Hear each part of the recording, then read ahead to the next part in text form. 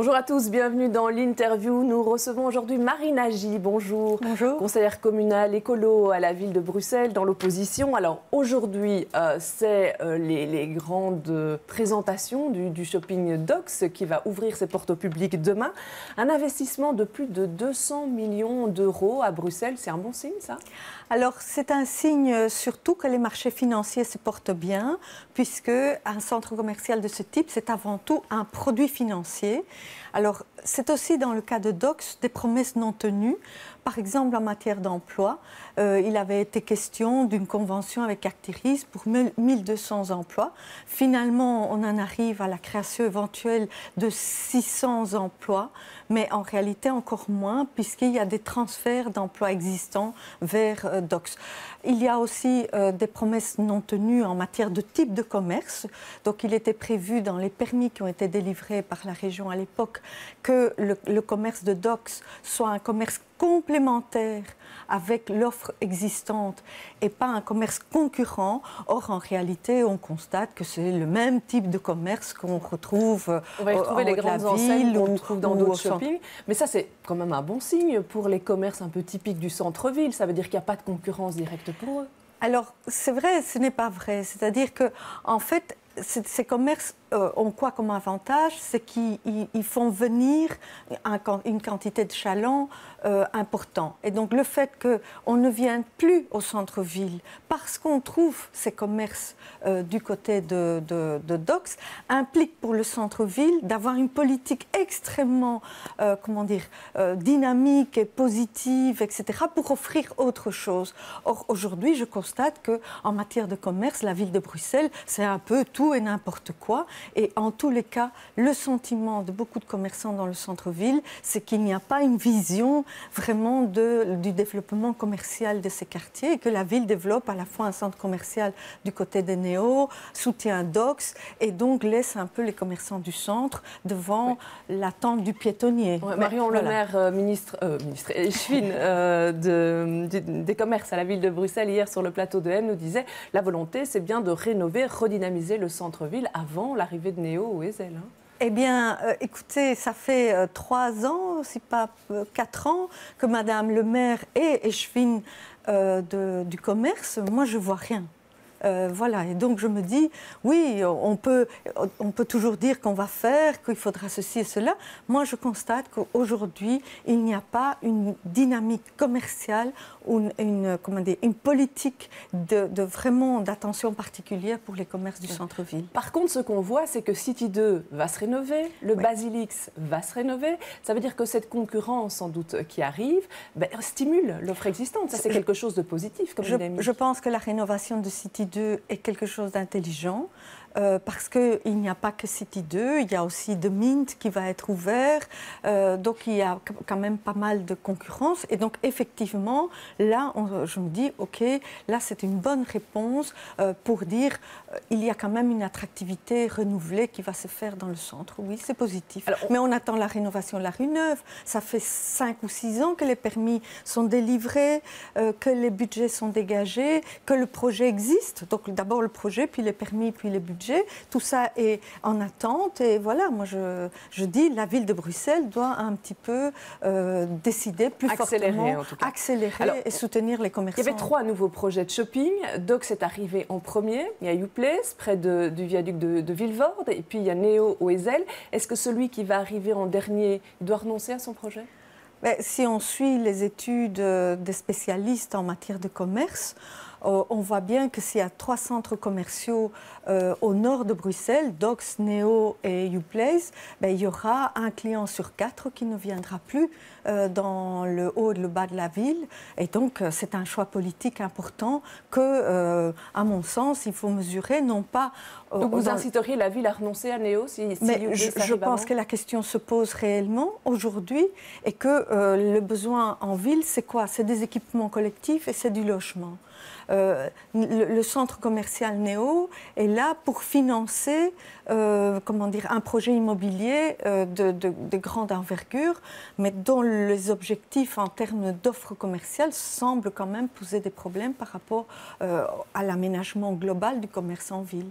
Alors, si on revient sur Docks, il y a la question de la mobilité. On est juste à côté du pont Van Praat. On sait que c'est déjà pas évident de passer aux heures de pointe sur ce pont. Ça ira mieux demain, disait le directeur du projet Docks, parce qu'il va y avoir une série d'aménagements, phasage des feux, un grand rond-point. Ça va améliorer la situation. Vous y croyez ?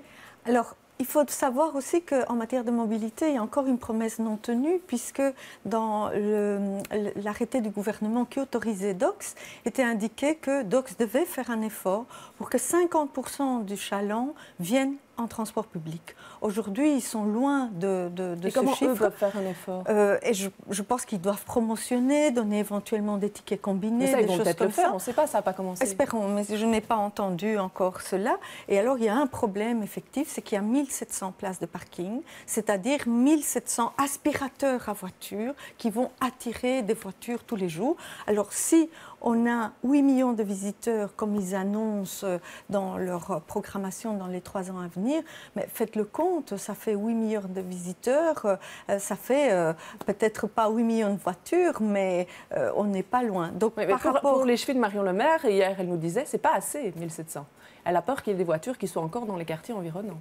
Madame le maire a une conception extrêmement arriérée, enfin ancien temps de la mobilité. Tous les spécialistes le disent, quand vous créez des espaces de stationnement, vous créez une demande pour que les voitures viennent. Et donc ici, effectivement, ces 1700 places de voitures, pour les voitures vont se retrouver pont Van Praat et quai des usines, enfin tous les axes d'accès vers Docks. Et ça va bouchonner. Et je pense que c'est un problème, aussi bien pour les quartiers de Néder que pour le centre commercial lui-même. Eh bien, on verra ça dans les prochains jours, ce que ça donnera. Le dossier du Palais 12, on en reparle. 26 jours d'occupation en 2016, si on regarde un petit peu le nombre de concerts qu'il y a eu. Et puis, pas grand-chose non plus depuis le mois de juin. Est-ce que c'est un projet qui a raté son objectif ? Alors, c'est peut-être trop tôt pour le dire, mais en tous les cas, ce que les écologistes demandent, c'est qu'il y ait la clarté sur les missions et les objectifs de Bruxelles Expo, qui est l'ASBL paracommunal, où on retrouve l'échevin du tourisme qui chapeaute aussi Bruxelles Expo, par exemple. Et donc, clarifier quel est le projet politique de la ville de Bruxelles par rapport aux opérateurs des salles au niveau de la région bruxelloise. Puisque le Palais 12, manifestement, ils ont essayé de créer une sorte de grand monopole et de concurrencer le distributeur Live Nation, pour ne pas le citer, qui est l'opérateur principal. Manifestement, le rapport de force n'est pas tout à fait en faveur de la ville. Et donc, aujourd'hui, il y a un problème.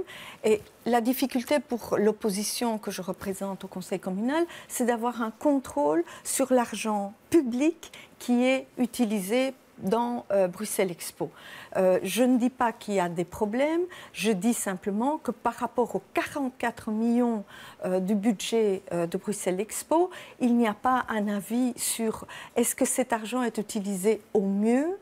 Est-ce que toutes les procédures de légalité, de respect des lois, des marchés publics, etc., sont réalisées? Est-ce que c'est la meilleure manière d'utiliser son argent? Est-ce que vous reposez la question, est-ce que c'est le rôle du pouvoir public, finalement, d'être opérateur de ces grandes salles de concert? Est-ce que c'est le rôle d'un pouvoir public de le faire de la manière dont la ville entend le faire, donc y compris en concurrençant, par exemple, l'opérateur Communauté française, puisque la ville souhaite également reprendre le Cirque Royal, géré occupé aujourd'hui par le Botanique. Donc cette volonté de, quelque part, devenir un acteur, presque excluant des autres, me pose question et me pose la question de savoir si c'est vraiment ça le rôle de la ville de Bruxelles. Par contre, la ville, elle a pas trop envie de jouer dans l'histoire de Couleur Café. Si on en voit les dernières déclarations, Couleur Café était à Tour et Taxi depuis plusieurs années, ne pourra plus y être, cherche un endroit où aller, parc de Segem, pas question, répond la ville, et c'est pas mon problème, c'est une question de privé. Alors là, mon collègue Bardont, conseiller communal, a interpellé le bourgmestre parce que notre souci, c'est, voilà, c'est un atout pour Bruxelles d'avoir un festival comme Couleur Café. Nous voulons le garder. On ne peut pas se permettre de le perdre. Non, on ne peut pas se permettre de le perdre. Ça fait partie vraiment de l'ADN de Bruxelles, diversité, ouverture sur le monde, visiteurs, etc. Donc on pense que c'est vraiment intéressant. Alors, est-ce que sur l'énorme plateau du Heysel, ça nous semble possible de trouver, avec de la bonne volonté de la part de la ville et peut-être un coup de main de la région, de trouver une solution pour Couleur Café. Nous avions l'impression que le bourgmestre avait entendu cet appel. Effectivement, ces déclarations par la suite à la presse ne sont pas tout à fait dans le même sens, mais nous gardons bon espoir et surtout nous serons très vigilants au niveau du conseil communal pour qu'il y ait une solution pour Couleur Café. Alors, une petite idée qui est arrivée, c'est celui du bourgmestre de nuit. C'est un concept qui vient d'Amsterdam et c'est une sorte de médiateur finalement entre les gens qui font la fête et les habitants qui préfèrent avoir le calme pendant la nuit. Est-ce que ça, c'est quelque chose qui pourrait arriver à Bruxelles? Vous le soutenez? Mais j'espère, je pense que c'est une bonne idée. C'est-à-dire que c'est le secteur de la nuit qui trouverait une manière de s'auto-réguler pour essayer de réduire les nuisances. On a des choses à gagner. On a des choses à gagner. Je trouve que c'est souvent dans le dialogue.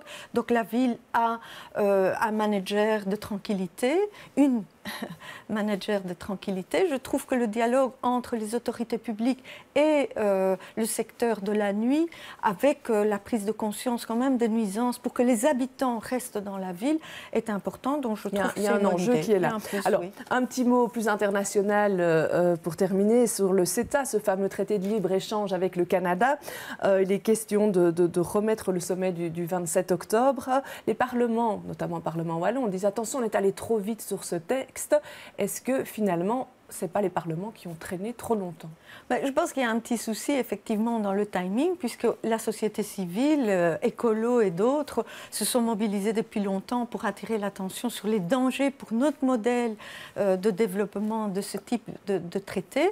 Et la ville de Bruxelles a voté d'ailleurs à l'unanimité, il y a déjà plus de 6 mois, une motion pour refuser le CETA, en tout cas tel qu'il est prévu. Et donc je trouve qu'effectivement c'est bien, il faut résister, mais il faudrait être vigilant à l'avenir sur le timing. Peut-être du sujet un peu plus rapidement. On se met vraiment en difficulté. Très bien, je vous remercie d'être venu sur ce plateau, je vous remercie de nous avoir suivis. Demain, on reparlera du CETA et aussi de Docs avec l'invité qui sera Didier Gauzoin. Bonne journée à tous.